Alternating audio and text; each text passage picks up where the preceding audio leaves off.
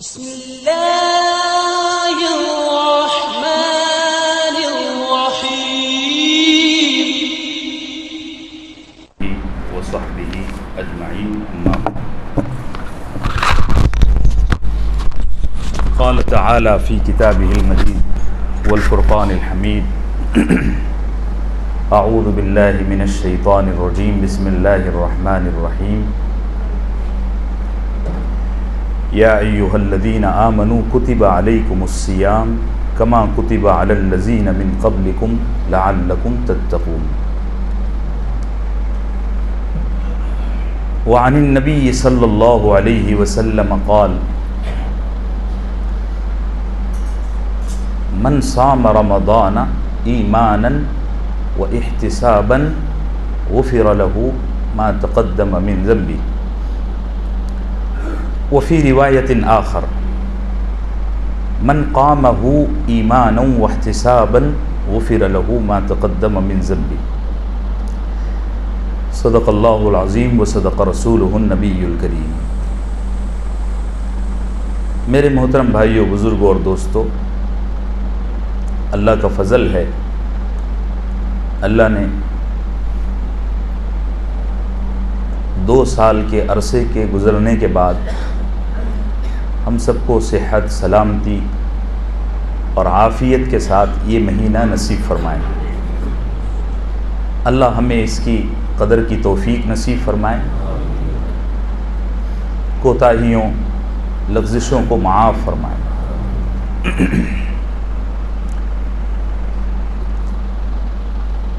زندگی کا ایک ایک لمحہ بڑا قیمتی ہے.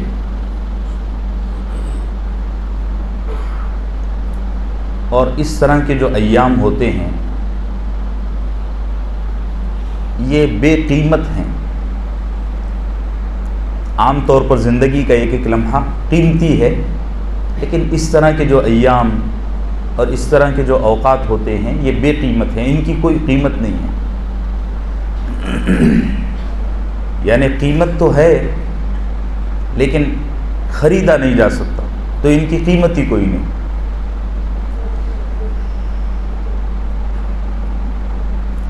دنیا میں ہم بھی یہاں خیر عافیت سے بیٹھے ہوئے ہیں.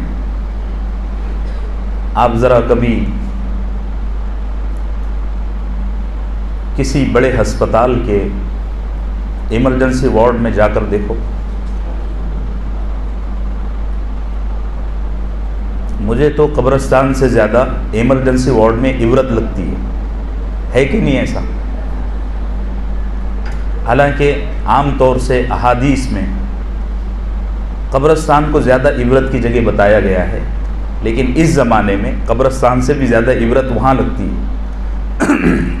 مریضوں کا تڑپنا، بلکنا، درد اور آگ، اور ڈاکٹروں کا علاج اور سخت دوائیں، خوفناک آپریشن وغیرہ وغیرہ. اللہ ہم سب کو محفوظ رکھے. زندگی کے کچھ ایام کم ہو جائے تو چلے گا، لیکن یہ نہیں ہونا چاہیے زندگی میں کہ بیڈ پر بیٹھے ہوئے تڑپ رہے ہیں.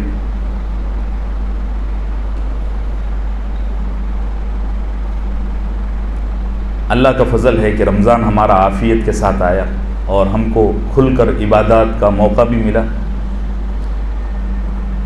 15-20 منٹ میں کچھ گزارشات رمضان کے حوالے سے آپ کی خدمت میں عرض کر دیتا ہوں، تاکہ ایک طرح کا احتساب اور یوں کہیے کہ ایک طرح کا اویئرنیس ہماری طبیعت میں آ جائے. پہلے ہی ہفتہ چل رہا ہے. رمضان ہم سے کیا چاہتا ہے؟ ایک سوال ہے. یا اس سوال کو دوسرے الفاظ میں یوں کہیے کہ رمضان ہم کو کیوں عطا کیا گیا؟ پچھلی امتوں کو روزے تھے، رمضان نہیں تھا. وہ سال کے کچھ ایام میں، مخصوص ایام میں، جیسے عاشورے کے ایام ہیں اور اس طرح کے دیگر ایام میں روزے رکھتے تھے. قرآن اس چیز کا گواہ ہے، کما کتب علی الذین من قبلکم. لیکن اس طرح باقاعدہ ایک مہینہ، پھر اس میں اس طرح عبادت کی ترتیب، یہ نہیں تھا. اس امت کا خصوصی شرف اور اس امت کا خاص مقام ہے کہ اللہ نے اس امت کو ایک اسپیشل ایک مہینہ دے دیا رمضان کا۔ تو ایک سوال تو یہ ہے کہ رمضان ہم کو کیوں عطا کیا گیا، یا رمضان ہم سے کیا چاہتا ہے؟ اگر احادیث مبارکہ کا اور قرآنی آیات کا جائزہ لیا جائے تو اس سوال کے مختلف جواب نظر آئیں گے۔ ایک تو یہ ہے کہ رمضان ہم کو اس لیے عطا کیا گیا، یا رمضان ہم سے یہ چاہتا ہے کہ ہم زیادہ سے زیادہ ثواب کما لیں۔ وہ تو آپ نے بار بار سنا ہی ہوگا کہ رمضان میں عبادات کا ریٹ بڑھ جاتا ہے، نفل فرض کے برابر ہو جاتی ہے اور فرض 70 فرضوں کے برابر ہو جاتا ہے، سنا ہی عام طور سے کہا بھی جاتا ہے، اور معتبر مستند احادیث سے اس کا ثبوت بھی ہے۔ تو ایک جواب تو یہ ہے کہ رمضان ہم کو اس لیے دیا گیا کہ ہم زیادہ سے زیادہ ثواب کمائیں، اور مجھے نہیں لگتا کہ اس مہینے میں کوئی ادنا سے ادنا درجے کا ایمان والا بھی ثواب کمانے سے محروم رہتا ہوگا، مجھے نہیں لگتا۔ اللہ کا فضل ہے، جدھر نظر دوڑاؤ ادھر ایمان والوں میں کچھ نہ کچھ عبادت کی حرارت اور تپش اور گرمی پیدا ہو ہی جاتی ہے، اور اس کی برکت سے وہ کچھ کر بھی لیتا ہے۔ ایک جواب تو یہ ہے۔ دوسرا جواب یہ ہے کہ رمضان ہم کو اس لیے عطا کیا گیا، یا رمضان ہم سے یہ چاہتا ہے کہ ہم اپنے گناہوں کو بخشوا لیں۔ ایک جواب یہ، کیا کریں؟ اپنے گناہوں کو بخشوا لیں۔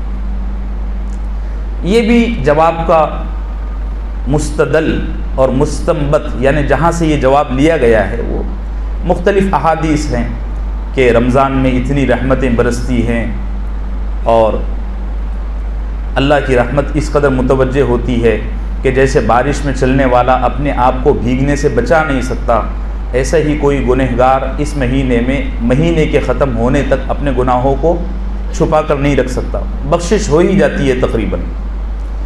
اور لیلۃ القدر میں تو پھر تقریباً پوری امت بخش دی جاتی ہے۔ اللہ کے نبی نے اس آدمی پر افسوس کا اظہار کیا، اور حضرت جبریل نے اس آدمی کے لیے بددعا فرمائی جو رمضان کا مہینہ پائے اور اپنی مغفرت نہ کرا پائے۔ اس سے پتہ چلتا ہے کہ تقریباً سبھی بخشے جاتے ہیں، شاید پوری دنیا میں ایک آدھ رہتا ہوگا جو چھوٹ جاتا ہوگا۔ تو رمضان کا مہینہ ہمیں اس لیے دیا گیا کہ ہم اپنے گناہوں کو بخشوا لیں، ٹھیک ہے؟ ایک جواب کیا تھا پہلا؟ بولیے، ثواب زیادہ کما لیں۔ دوسرا جواب کیا ہے؟ کہ ہم اپنے گناہوں کو بخشوا لیں۔ تیسرا جواب یہ ہے کہ ہم رمضان میں قرآن سے قریب ہو جائیں۔ کیا کریں؟ رمضان میں قرآن سے قریب ہو جائیں، اور یہ قریب ہونا صرف عارضی ٹیمپریری نہ ہو، مستقل ہمارا مزاج بننا چاہیے۔ جیسے رمضان میں ماشاءاللہ ایسے ایسے حضرات ہیں کہ جو گلتی پڑتی حالت میں بھی 4-5 قرآن شریف وہ ختم کر ہی لیتے ہیں، الحمدللہ۔ اور اگر باذوق ہے، صحت مند ہے، مضبوط ہے، تو 10-10 20-20 قرآن بھی ختم ہوتے ہیں۔ تو رمضان ہم کو اس لیے عطا کیا گیا، یا رمضان ہم سے یہ چاہتا ہے کہ ہم قرآن سے قریب ہو جائیں۔ اب قرآن سے قریب ہونے کا مطلب میں ذرا واضح کر دوں۔ ایک تو یہ ہے کہ جیسا ہم پڑھ رہے ہیں بس ویسا ٹھیک ہے، چل رہا ہے۔ میں نے درس قرآن میں اس کی وضاحت کیا بھی تھا کہ قرآن پڑھنے والے 3 طرح کے ہوتے ہیں۔ ایک وہ ہوتا ہے کہ جب قرآن کی تلاوت کرتا ہے تو اس کی تلاوت پر فرشتے رشک کرتے ہیں، اور قیامت کے دن جب وہ اٹھایا جائے گا تو اللہ کے مقرب فرشتے اس کا استقبال کریں گے۔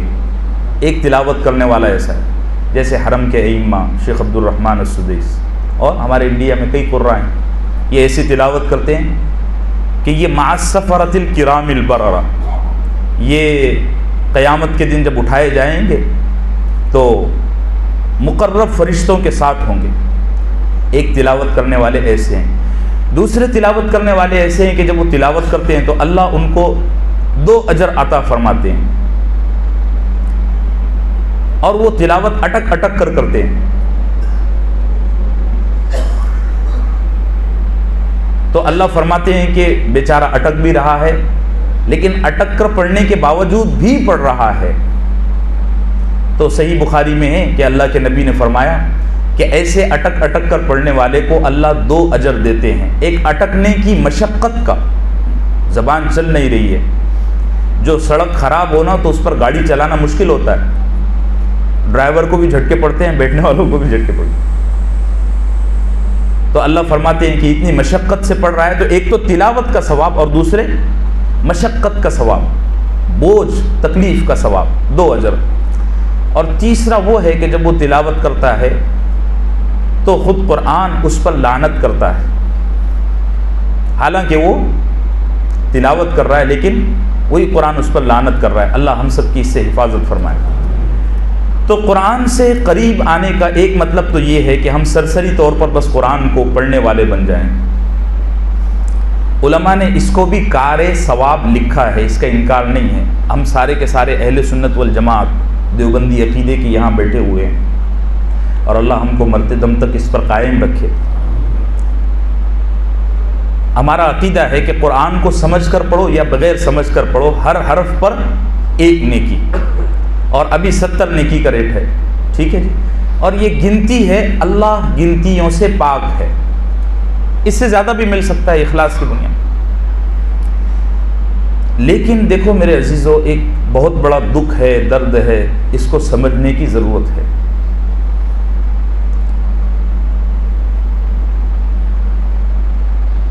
قرآن سے کامل لگاؤ کا اور تعلق کا مطلب یہ ہے کہ ہم قرآن سے ہدایت لینے والے بن جائیں۔ کیا بن جائیں؟ بولو بولو۔ اب یہ مجمع میں جتنے لوگ ہیں اوپر نیچے، سب کو یہ آیت پتہ ہے، الف لام میم ذالک الکتاب لا ریب فیہ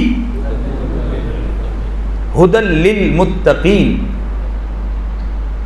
اور قرآن نے ایسے خوبصورت انداز میں اس کو جوڑا ہے نا کہ بس حد ہی پار کر دی۔ قرآن ہدایت ہے، ہدایت ہے۔ کن لوگوں کے لیے ہدایت ہے؟ جو تقوی والے، اللہ سے ڈرنے والے۔ اور دیکھو اب بہت زبردست بات، ھدی للمتقین، متقی لوگ قرآن سے ہدایت لیں گے۔ روزہ تقوی پانے کا، اپنے آپ کو متقی بنانے کا ایک ذریعہ ہے۔ یہ دونوں چیزوں کا ربط آپ دیکھ رہے ہو، روزے سے تقوی کا پاور پیدا ہوتا ہے، اور قرآن تقوی والوں کے لیے ہدایت ہے۔ تو ہمارے یہاں صورتحال یہ ہے کہ جو مدرسوں میں علماء پڑھتے ہیں، پڑھاتے ہیں، قرآن کے معانی سے اور قرآن کی تشریحات سے وہی واقف ہیں۔ عام مجمع میں اگر گنتی کے حساب سے عرض کروں تو 90% ہماری آبادی وہ ہے جو قرآن کو سمجھتی نہیں ہے۔ اچھا، بہت حیرت کی بات، ہمارے یہاں انڈیا، پاکستان میں، بنگلہ دیش میں یہ ذہن ہے کہ عرب لوگ قرآن کو سمجھ کر پڑھتے ہیں۔ ایسا نہیں ہے، ایسا عربوں میں بھی ایسے لوگ ہیں جو قرآن کو سمجھنا تو دور کی بات، ناظرہ بھی ان کو نہیں آتا۔ یہ ایسا ہی ہے جیسے ہم سارے کے سارے اردو بولتے ہیں، لیکن جو اصل اردو ہے وہ ہم کو اسی طریقے سے ہم میں سے سب لوگ، سب کے سب اردو بولتے ہیں، لیکن کئی لوگ ایسے ہیں جن کو پڑھنا ایسے ہی عربوں کی بھاشا، بولی عربی ہے، لیکن قرآن کی جو عربی ہے نا وہ اس سے عاجز ہے۔ بہت حیرت کی بات ہے۔ میرے استاد ہیں مولانا حذیفہ صاحب، اللہ سلامت رکھے، تو وہ ایک دفعہ حرم میں بیٹھ کر تلاوت کر رہے تھے، اور بہت اچھی تلاوت کر رہے تھے۔ تو ان کے پیچھے ایک عربی بیٹھا ہوا تھا، مصری۔ تو اس نے تلاوت سنا، جب تک انہوں نے تلاوت کی وہ سنتا رہا سنتا رہا سنتا رہا، اس نے تلاوت بند کی تو کہنے لگا کہاں سے ہو؟ یہ کہنے لگے انڈیا سے ہوں۔ تو کہنے لگا مجھے یقین ہی نہیں کہ تم انڈیا سے۔ انہوں نے کہا بھائی میں میرا پاسپورٹ دکھاؤں تمہیں، میں تو انڈیا کا۔ کہنے لگا جیسا آپ قرآن پڑھ رہے ہو ایسا ہمارے یہاں عربوں میں بھی پڑھا نہیں جاتا، اور کہنے لگا مجھے ناظرہ بھی پڑھتے نہیں آتا۔ ایک بہت چھوٹی تعداد عربوں کی ایسی ہے، ایک بہت چھوٹا علاقہ عربوں کا ایسا ہے جو عربی کو سمجھتا ہے، اصل عربی کو۔ اب ہمارے یہاں جو ٹکسالی اردو بولی جاتی ہے نا، ہم اس کو سمجھ لیتے ہیں۔ بامبے میں تو بہت بری حالت ہے، چریلا ہے، جاریلا ہے، کھاریلا ہے، یہ اردو نہیں ہے، کوئی تیسری زبان۔ اصل اردو لکھنؤ والوں کی ہے، آپ سنیے کبھی جا کر، لکھنؤ کے جو دیہات ہیں ان کی اردو آپ سنیے۔ مولانا ابوالکلام آزاد رحمۃ اللہ علیہ ایک دفعہ بیٹھے ہوئے تھے تو ان کے پاس کچھ دیہاتی آئے، تو مولانا آزاد رحمۃ اللہ علیہ نے وہ دیہاتیوں سے کہا، آئیے دہقانی بھائیوں اور بتائیے کہ ان سال آپ کے حقولات میں کیفیت امطار کیسی رہی؟ تو وہ 6-7 دیہاتی تھے، ان میں ذرا ایک سیانہ تھا، وہ کہنے لگا حضرت ابھی تلاوت کر رہے ہیں، حضرت ابھی تلاوت۔ تو اصل اردو تو اتنی ڈینجر ہے کہ اگر آپ پڑھو گے تو بولو گے یہ اردو نہیں ہے۔ حضرت تھانوی رحمۃ اللہ علیہ کے جو بعض رسائل ہیں اس کو آپ پڑھو تو رونگٹے کھڑے ہو جاتے ہیں کہ انہوں نے کیا لکھا ہے، اور کالا اکشر بھینس برابر جو کہا جاتا ہے بالکل وہی ہے۔ تو اس وقت امت کا المیہ یہ ہے کہ زندگی کا اکثر موقع اور اکثر وقت گزر جاتا ہے لیکن ہم کو سورہ فاتحہ کا بھی ترجمہ پتہ کوئی نہیں۔ ایسا کبھی ہوا ہے کہ ہم نے ایک چیز کو پڑھا ہو اور بار بار پڑھا ہو اور اس کو نہ سمجھا ہو؟ کبھی ہوتا ہے ایسا؟ کبھی نہیں ہوتا۔ دنیا میں سب سے زیادہ پڑھی جانے والی کتاب قرآن ہے،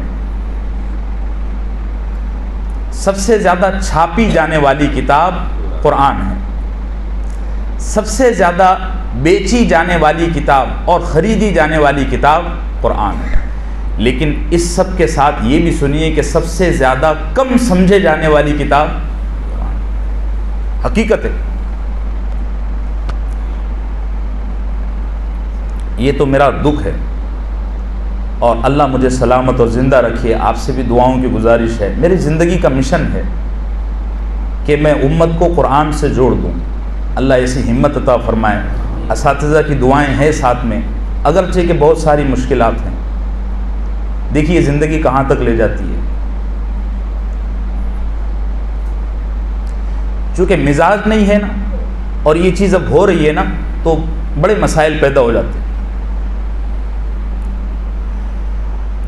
وہ ایک بڑا پیارا لطیفہ ہے کہ جب بجلی نئی آئی الیکٹریسٹی، تو ایک گاؤں میں اس کا کنیکشن لگا، اب وہ گاؤں میں 15-20 بلب لگائے گئے، تو گاؤں والوں کو پتہ بھی نہیں تھے یہ بجلی کیا چیز ہے، دیہات کے لوگ بیچارے۔ تو بلب رات میں چالو ہوئے، 15-20 بلب چالو ہوئے، پورا گاؤں روشن ہو گیا۔ اب جب گاؤں روشن ہوا نا تو اس گاؤں میں رات کے وقت کئی سانپ گھوم رہے تھے، کئی بچھو گھوم رہے تھے۔ تو گاؤں والے کہنے لگے یہ سانپ اور یہ بچھو اس بجلی کی وجہ سے آئے، حالانکہ وہ سانپ بچھو بجلی کی وجہ سے نہیں آئے، وہ روزانہ آتے تھے، لوگوں کو ڈستے تھے، مارتے تھے اور چلے جاتے تھے، بجلی کی وجہ سے وہ نظر آئے۔ وہ سانپ روزانہ آتے، بچھو آتے، لوگوں کو ڈس لیتے، لوگ مر جاتے، تو لوگ یہ کہتے کہ یہاں جنات بہت ہیں، وہ جنات مار دیتے۔ حالانکہ ایسے اب جب قرآن آئے گا نا تو لوگ قرآن کو قصوروار کہیں گے کہ یہ سب اس کی وجہ سے ہوا۔ جیسے بنی اسرائیل پر فرعون بہت ظلم ڈھاتا تھا، اتنا ظلم ڈھاتا تھا کہ بنی اسرائیل نے ظلم کی تکلیف تک کو بھول گیا تھا۔ موسیٰ علیہ السلام آئے، انہوں نے اپنی امت میں، اپنی قوم میں ظلم کے خلاف آواز اٹھانے کی گزارش کی، تو فرعون کا ظلم اور بڑھا۔ تو بنی اسرائیل موسیٰ سے کہنے لگے کہ یہ سارا ظلم جو ہم پر ہو رہا ہے یہ تیری وجہ سے ہو رہا ہے، حالانکہ موسیٰ کی وجہ سے نہیں ہو رہا۔ تو ظالم تو فرعون تھا۔ تو اللہ ہم کو استقامت عطا فرمائے،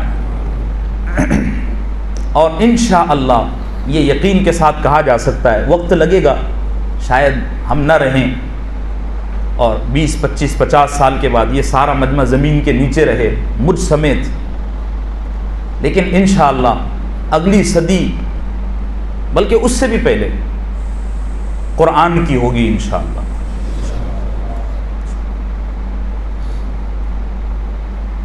محنتیں ہو رہی ہیں، لیکن ساتھ نہ ملنے کی وجہ سے، تعاون اور ہمدردی نہ ملنے کی وجہ سے بڑی رکاوٹیں۔ تو میں آپ سے گزارش کروں گا کہ اپنی زندگی کو قرآن سے جوڑیں، کوشش کریں گے بھی انشاءاللہ۔ قرآن سے جڑنے کا ایک طریقہ یہ ہے کہ آپ اپنے سے قرآن لے کر بیٹھ جائیں اور اس میں غور تدبر کرنا شروع کر دیں۔ یہ بڑا خطرناک ہے۔ یہ کیا ہے؟ بڑا خطرناک ہے۔ کچھ لوگ ایسے ہوئے ہیں جنہوں نے خود سے ہی قرآن پر غور کرنا شروع کیا، تو وہ بہت خوفناک دلدل میں پھنسے۔ دیکھیے، ہوائی جہاز جیسے منزل تک پہنچانے کا اور پہنچنے کا ذریعہ ہے، اگر چلانے والا ڈھنگ کا نہیں ہے، وہی ہوائی جہاز سینکڑوں لوگوں کی جان گنوانے کا ذریعہ ہے۔ ایسے ہی قرآن خود اپنے بارے میں کہتا ہے، یضل بہ کثیرا ویہدی بہ کثیرا۔ اس قرآن کے ذریعے بہت سارے لوگ ہدایت پاتے ہیں اور بہت سارے لوگ گمراہ ہو جاتے ہیں۔ ہدایت وہ لوگ پاتے ہیں جو قرآن کو قرآن کے اصولوں کے مطابق سمجھتے ہیں۔ گمراہ وہ ہوتے ہیں جو قرآن میں اپنی رائے زنی کرتے ہیں۔ یہ گمراہی کا بہت بڑا ذریعہ اور بہت خوفناک وادی ہے۔ آپ نے ہمارے یہاں درس قرآن میں دیکھا ہوگا، میں اپنے درس میں بات سمجھانے کے لیے مثالیں الگ الگ لاتا ہوں، اور لانا چاہیے، اس کے بغیر بات ہی مکمل نہیں ہوگی۔ لیکن صحابہ کی تشریحات سے ہم 1 انچ آگے پیچھے نہیں ہٹتے، مجھے معلوم ہے، اور یہ تفسیر کا اصول ہے کہ جو آدمی صحابہ کی تفسیر سے ہٹا وہ گیا، اور پھر ایسا جاتا ہے نا کہ واپس نہیں آتا۔ اس لیے کہ جہالت کا دھوکہ آدمی پر کھل جاتا ہے، علم کی روشنی میں جو دھوکہ ہوتا ہے نا، اس پر وہ آدمی پر نہیں کھلتا اور دل پر تالا لگ جاتا ہے۔ قرآن کی ایک آیت ہے، اس کی تشریح نبی سے، بعض دفعہ ایسا بھی ہوتا ہے کہ قرآن خود اپنی تشریح کرتا ہے، تو قرآن کی تشریح کو سمجھنے کے لیے ہم سب سے پہلے سہارا لیتے ہیں قرآن کا۔ اگر ایسا نہیں ہے تو ہم دیکھتے ہیں کہ اس آیت کی تشریح میں نبی صلی اللہ علیہ وسلم نے کیا فرمایا۔ اگر ایسا نہیں ہے تو ہم پھر آیت کی تشریح سمجھنے میں صحابہ کے اقوال کا سہارا لیتے ہیں۔ اگر صحابی کا بھی قول نہیں ملتا تو پھر ہم یہ دیکھتے ہیں کہ اس آیت کے سلسلے میں ائمہ مجتہدین کی کیا رائے ہے، اور پھر بھی نہیں ہے تو پھر ہم بولو بھائی ہمارے بس کی بات نہیں ہے۔ تو ہم اپنے آپ کو کیا کریں؟ قرآن سے قریب کریں۔ رمضان کا مہینہ ہم کو اس لیے بھی دیا جاتا ہے کہ ہم اپنے آپ کو قرآن سے قریب کریں۔ میں یہاں کوشش کر رہا ہوں، اللہ آسان فرمائے اور میرے وقت میں برکت دے، ایک عربی کلاس کی ہمارے یہاں یہ جوہو قبرستان مسجد والوں نے شروع کیا ہے، اور مجھے خدمت کے لیے مامور بھی کیا ہے، میں وہاں بھی جاتا ہوں۔ بنیادی اگرچہ کہ کچھ ساتھی لڑکھڑا گئے کیونکہ عربی ذرا مشکل زبان ہے، وہ ہمارے یہاں مدارس میں ایک کہاوت چلتی ہے، عربی نکالے چربی، بڑی مشکل زبان ہے، اور قرآن کی جو عربی ہے وہ تو اللہ کا کلام ہے نا۔ پھر تو وہاں شروع ہوا ہے، دعا کریں کہ اللہ یہاں بھی کوئی ایسا نظام بنا دے۔ تو قرآن رمضان کا مہینہ ہم کو اس لیے ملا ہے کہ ہم قرآن سے قریب آ جائیں۔ ایک بڑا پیارا جواب ہے جو میرا خیال ہے ان تمام جوابوں کا نچوڑ ہے، وہ یہ ہے کہ رمضان کا مہینہ ہم کو اس لیے ملا ہے کہ ہم اپنے اندر تبدیلی لائیں۔ کس لیے ملا ہے؟ ہم اپنے اندر تبدیلی لائیں، جیسا رمضان سے پہلے تھے رمضان گزرنے کے بعد ویسے نہ رہیں۔ یہ بڑا اہم جواب ہے، اور یہ بہت زیادہ دل کو لگتا ہے، سمجھ میں بھی آتا ہے۔ ایک جواب تو کیا تھا کہ ہم زیادہ سے زیادہ ثواب پالیں، دوسرا جواب یہ تھا کہ ہم زیادہ سے زیادہ مغفرت کروا لیں، تیسرا جواب یہ تھا کہ ہم قرآن سے قریب ہو جائیں، چوتھا جواب یہ ہے کہ رمضان کے ذریعے ہم اپنی زندگی میں تبدیلی، چینجز لائیں۔ اور یہ روزہ صرف بھوکا رہ جانے کا نام نہیں ہے۔ اللہ کے نبی صلی اللہ علیہ وسلم نے فرمایا جو آدمی اپنے آپ کو فلاں فلاں فلاں فلاں گناہ سے روزے میں نہ بچائے، ہم کو اس کے بھوکے اور پیاسے رہنے سے کچھ مطلب نہیں ہے۔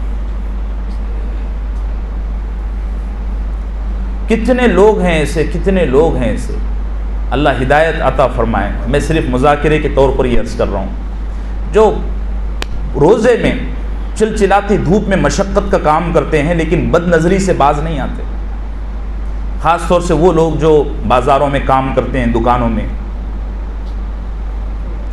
روزہ اصل میں ان چیزوں کو پانے کا ایک ذریعہ ہے۔ علامہ علی میاں ندوی رحمۃ اللہ علیہ نے بڑی پیاری بات لکھی کہ روزہ اصل میں ان چیزوں کو پانے کا ذریعہ ہے، کہ روزے کے ذریعے ہم نظر کی حفاظت کرنے والے بن جائیں، زبان کی حفاظت کرنے والے بن جائیں، کان کی حفاظت کرنے والے۔ کتنے لوگ ہیں روزے میں تیری ماں تیری بہن ان کی زبان پر جاری رہتا ہے۔ یہاں بامبے میں تو الحمدللہ ایسا نہیں نظر آیا کبھی، لیکن گاؤں دیہاتوں میں دیکھو کتنے لوگ ہیں ایسے جو روزے میں غیبت سے باز نہیں آتے۔ اور یاد رکھو، جب کسی زمانے میں، کسی مکان میں، کسی جگہ میں نیکی کا ریٹ بڑھ جاتا ہے نا، تو گناہ کا ریٹ بھی بڑھ جاتا ہے۔ یہ بڑی خوفناک بات ہے۔ ایک آدمی اگر بامبے میں رہتے ہوئے بد نظری کرے یا زنا کرے تو ٹھیک ہے، بامبے میں کیا ہے، وہی آدمی اگر نعوذ باللہ مکے میں یہ حرکت کر لے تو مشکل ہے معاملہ۔ ایک آدمی غیر رمضان میں اگر کوئی گناہ کرے تو ٹھیک ہے، وہ گناہ اس کی حد تک ہے، وہی آدمی اگر رمضان میں یہ حرکت کرے تو نازک معاملہ ہے۔ اور دیکھو نا، قرآن نے کتنا پیارا انداز بیان کیا، یا ایھا الذین آمنوا کتب علیکم الصیام کما کتب علی الذین من قبلکم، اے ایمان والو تم پر روزے اس لیے فرض کیے گئے ہیں لعلکم تتقون، تاکہ تم کیا ہو جاؤ، متقی ہو جاؤ۔ روزہ صرف فارمیلٹی نہیں ہے، روزہ فارمیلٹی نہیں ہے، روزہ اس لیے رکھوایا جا رہا ہے کہ ہم اپنے اندر کیا کریں، تقوی پیدا کریں۔ اب تقوی کیا ہے؟ تقوی ایک صفت ہے جو آدمی کو گناہوں سے بچانے کا پاور دیتی ہے۔ ایک سافٹ ویئر سمجھ لو، ہمارے پاس سب کے پاس موبائل ہے، ہم کچھ کرنا چاہتے ہیں وہ کام نہیں ہوتا تو بندے سے رابطہ کرتے ہیں کہ اس میں یہ نہیں ہو رہا ہے، تو وہ کہتا ہے فلاں سافٹ ویئر ڈاؤن لوڈ کر لو، ہو جائے گا۔ ہم سافٹ ویئر ڈاؤن لوڈ کر لیتے ہیں تو وہ کام ہو جاتا ہے۔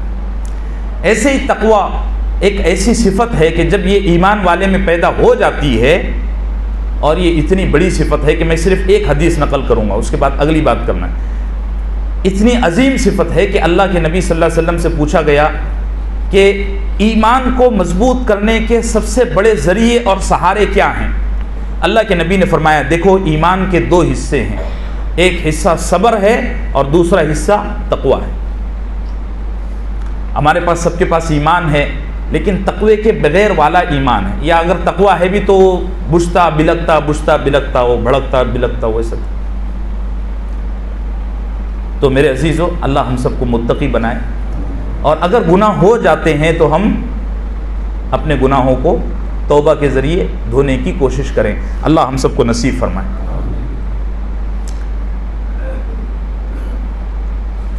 روزے کے ذریعے اور بھی بہت ساری چیزیں ہمارے اندر پیدا ہونا چاہیے، اور بھی بہت ساری چیزیں۔ مثال کے طور پر یہ جو اتنا بھوکا اور پیاسا رکھا جاتا ہے، اچھا ایک گزارش عرض کروں، بعض لوگوں کی حالت رمضان میں ذرا عجیب ہو جاتی ہے، وہ اپنی عبادت کا روب نا، اور ہمارے علاقے میں کہتے ہیں ٹھسن، دوسروں پر جماتے ہیں۔ کچھ بولنا نہیں، میں بھی روزے سے وہاں بعد میں دیکھتا ہوں، بیوی سے تیور بگاڑ لے گا، اور عصر کے بعد تو سب کا نقشہ بگڑ جاتا ہے۔ یہ روزے کے مکروہات ہیں۔ جب روزے میں یہ چیزیں آتی ہے نا تو روزے سے روحانیت ختم ہو جاتی ہے۔ آپ عبادت کرو لیکن عبادت کا نشہ دوسرے پر مت اتارو،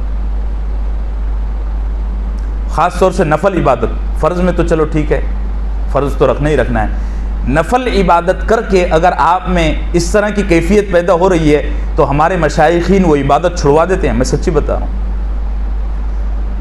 مولانا جلال الدین رومی تصوف کے بہت بڑے امام ہیں، مثنوی شریف ان کی کتاب ہے، ایک دفعہ اپنے بھتیجے کے ساتھ مسجد میں تہجد پڑھ رہے تھے. اب تہجد نفل ہے کہ فرض ہے؟ نفل ہے. تو بھتیجا کم عمر تھا، ناسمجھ تھا، کامل تربیت نہیں ہوئی تھی. تو تہجد کے دوران مولانا جلال الدین رومی نے سلام پھیرا تو بھتیجا کہنے لگا، وہاں کچھ لوگ سوئے ہوئے تھے، تو بھتیجا کہنے لگا چچا جان یہ کیسے لوگ ہیں جو سو رہے ہیں؟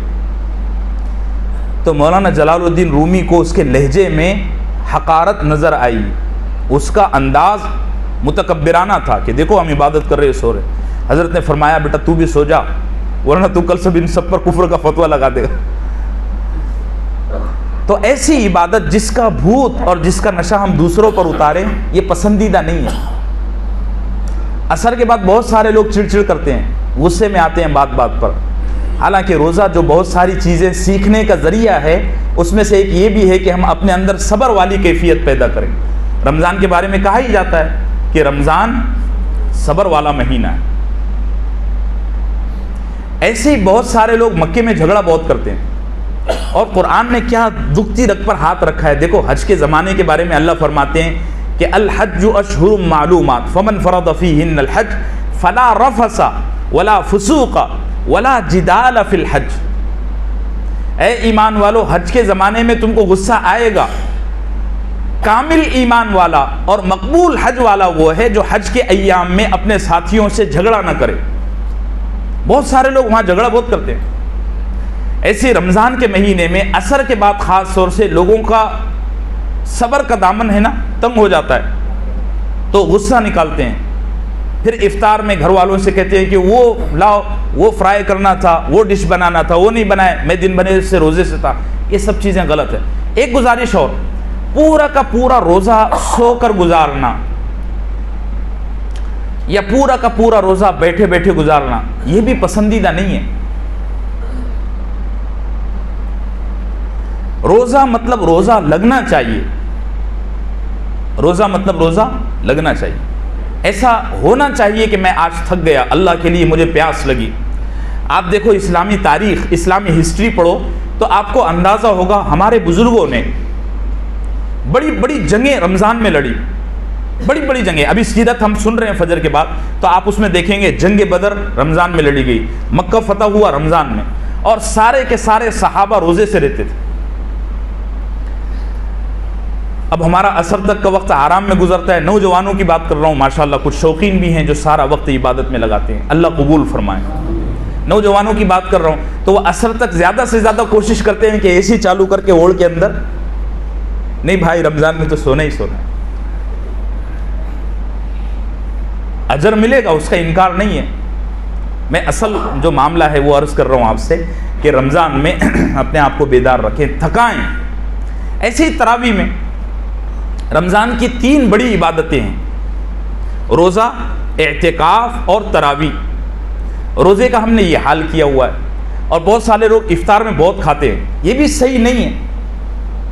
میں بھی بہت کھاتا ہوں لیکن میں اس لیے کھاتا ہوں کہ بھئی ابھی مجھے 20 رکعت پڑھانا ہے. اگر میں افطار میں نہیں کھاؤں گا، اچھا مغرب بعد کھاتے ہیں تو تراویح پڑھانے کے دوران ہچکی آتی ہے تو کھایا نہیں جاتا. اب اگر میں 20 رکعت تراویح میں 25 بار ہچکی لے لوں نا تو میرے پاس ڈاکٹر صاحب آپ کی طبیعت ٹھیک ہے آپ تو مغرب بعد کھایا نہیں جاتا. تو میں افطار میں اچھی خاصی بیٹنگ کر لیتا ہوں. باقی اس مجمع کے وہ لوگ جو مغرب بعد کھانا کھاتے ہیں افطار میں تھوڑا سا کھائیں، 1 کھجور، تھوڑا شربت اور 1 گلاس پانی، بس کافی ہے. وہ دہی بلے اور وہ وٹاٹے اور یہ سب پسندیدہ نہیں ہے. اچھا یہ طبی اعتبار سے میڈیکلی بھی اچھا نہیں ہے. دن بھر آپ کے روزے نے آپ کے معدے کو ٹھنڈا کیا ہوا ہے. اب آپ جو افطار کے بعد چڑھے ہیں تو جیسے غزوہ بدر پر حملہ ہوا تھا اس طرح سے، یہ طبی اعتبار سے بھی صحیح نہیں ہے اور تقوی کے اعتبار سے بھی صحیح نہیں ہے. ایک دفعہ میں بیان کیا، ناگپور کی بات ہے، بیان کیا تو روزے کا ایک فائدہ یہ ہے کہ آدمی کی شہوات دب جاتی ہے روزے سے. حدیث میں بتایا گیا ہے کہ آدمی کی شہوتیں روزے سے دب جاتی ہیں. یہ حدیث بیان کیا، ایک نوجوان آ کے کہنے لگا کہ جناب آپ کہہ رہے ہو روزے سے شہوتیں اور خواہشیں دب جاتی ہے، میں تو جب روزہ رکھتا ہوں تو مجھے بہت زیادہ یہ چیزیں. میں کہ بھئی آپ روزہ نہیں رکھتے، ٹھیک ہے فارمیلٹی روزے کی ہے، لیکن آپ صرف کھانے کا ٹائم چینج کرتے ہو، اور غیر رمضان میں جتنا نہیں کھاتے رمضان میں اس سے کئی زیادہ کھا لیتے ہیں، تو پھر کہاں ہوگا؟ آپ سحری میں تھوڑا سا کھائیے، ایک پیالہ دودھ پیجئے، اور افطار میں ایک کھجور پر اٹھ جائیے، پھر دیکھتا ہوں نا کیسے آپ کی شہوت نہیں دبتی، ختم ہو جائے گا سب۔ تو روزہ رمضان کی ایک بڑی عبادت ہے۔ اعتکاف پر انشاءاللہ اگلے ہفتوں میں بات کروں گا۔ تراویح رمضان کی بڑی اہم عبادت ہے۔ افسوس کے ساتھ کہنا پڑتا ہے انڈیا، پاکستان، بنگلہ دیش میں تراویح کی کیفیت ختم ہو گئی۔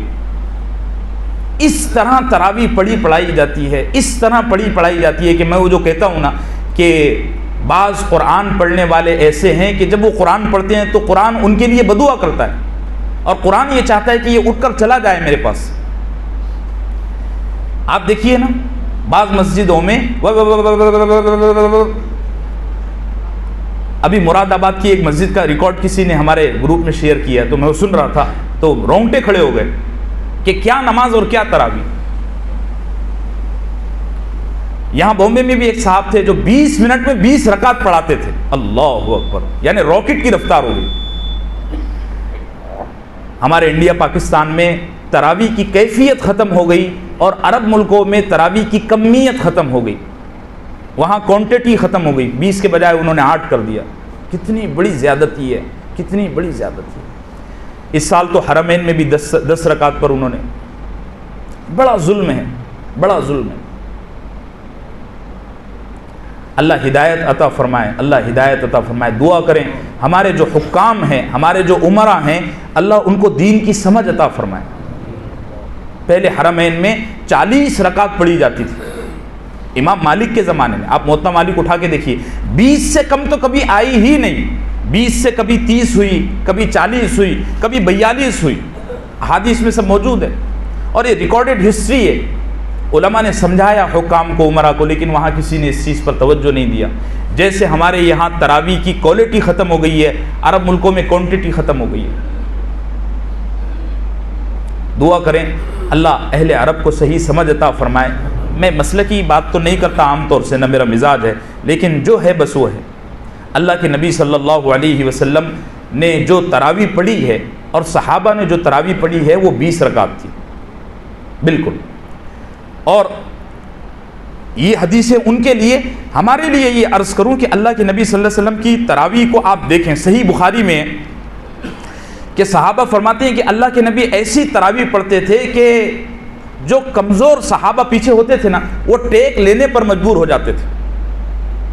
شاید حضرت عبداللہ ابن مسعود کی روایت ہے، وہ فرماتے ہیں لم يسأل عن حسنہن وطولہن۔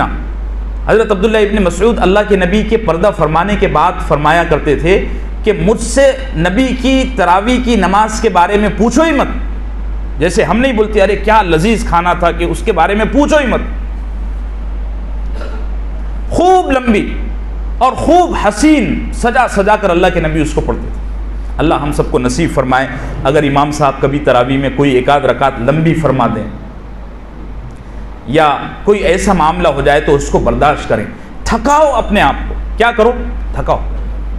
اللہ کے نبی کے بارے میں آتا ہے کہ رمضان میں آپ اتنا لمبا قیام فرماتے تھے کہ آپ کے پیروں میں ورم آ جاتا تھا، سوجن۔ بعض لوگ کہتے ہیں جی ہم تھک گئے، ارے تھکاؤ، یہ بھی کوئی بات ہوئی؟ اچھا جو عمر دراز حضرات ہیں، جو بیچارے بیمار ہیں، وہ کبھی ایسی بات نہیں کریں گے۔ یہ سارے شیبوبت بوڑھے حضرات جو ہیں وہ کبھی اس طرح کی بات نہیں کریں گے۔ یہ بات کون کرتا ہے معلوم ہے؟ جو جوان ہے، ہٹا کٹا ہے، جس کو موبائل نے بے چین کیا ہوا ہے اور BPL میچ اس کو دیکھنا ہے، وہ یہ سب کرتا ہے۔ BPL کے IPL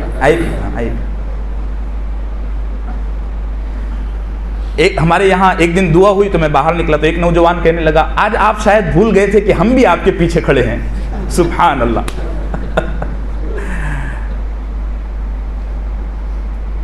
تھکانا ہی تو مقصد ہے، اپنے آپ کو جلا کر بھسم کرنا ہی تو مقصد ہے۔ آپ کو اسی پر اعتراض ہے تو پھر کیا مطلب کیا رہ گیا؟ اچھا سال بھر ہمارے فرض کا بھی ٹھکانہ نہیں رہتا، اس مہینے میں آؤ، تھوڑا زیادہ سے زیادہ وقت مسجد میں دو، اپنے آپ کو لگاؤ، کھپاؤ، نفس مر جائے، تبھی وزن کم ہونا چاہیے۔ کیا ہونا چاہیے؟ اللہ ہم سب کو نصیب فرمائے اور عبادات سے ہم کو عشق عطا فرمائے۔ دیکھیے عبادات ہماری بیس ہے، بنیاد ہے، اس کے بغیر ہماری ایمان کی بلڈنگ کبھی ڈیولپ ہو ہی نہیں سکتی، اور یہ چیز بڑا اللہ سے ہم کو قریب کرنے کا ذریعہ ہے، بڑا ہم کو اللہ سے قریب کرنے کا ذریعہ ہے۔ اللہ ہم سب کو نصیب فرمائے اور اس پورے مہینے کی قدر کی توفیق نصیب فرمائے۔ جو کوتاہیاں لغزشیں ہم سے ہو جائیں، انسان ہے بالآخر، 11 مہینے ہماری بیٹری جو ہے تو شیطان کی پاور پر چارج پر لگی ہوئی ہوتی ہے، اس ایک مہینے میں بھی اس کا اثر کہیں نہ کہیں نظر آتا ہے۔ دل سے دعا کریں کہ اللہ اگر ایسا کوئی گناہ یا اس مہینے کے شان کے خلاف کچھ ہو جائے، اللہ اس کو معاف فرمائے۔ صلی اللہ وسلم۔